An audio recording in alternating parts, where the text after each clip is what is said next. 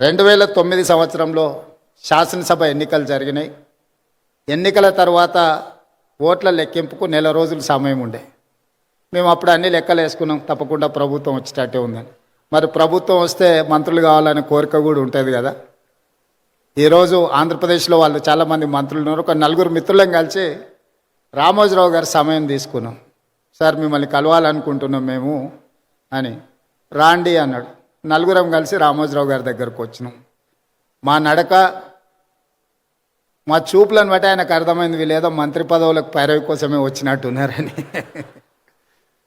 భోజనం పెట్టి కూర్చోబెట్టి, మేము అడగని కూడా అడగలే, వారే మొదలు పెట్టారు రాజకీయాలు, ఆ విధంగా ఎన్నికలు, ఫలితాలు ఏ విధంగా వస్తాయి అనేది విశ్లేషణ ఒక రకము.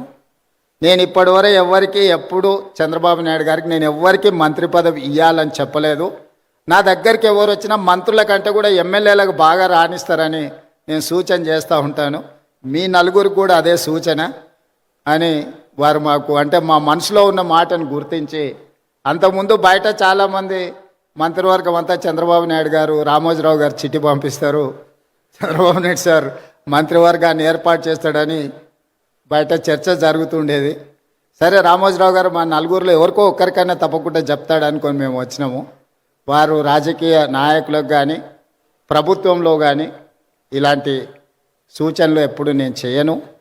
మీరు కష్టపడి పని చేయండి, మీరు మంచి చేస్తే తప్పకుండా నా పత్రికలో స్థానం ఉంటుంది, మీరు చెడు చేస్తే మాత్రం మొదటి పేజీలో స్థానం ఉంటుంది, మీరు ఏది కావాలనో కోరుకోండి అని చెప్పి మంచి భోజనం పెట్టి, రామోజీరావు గారు మంచి హోస్ట్.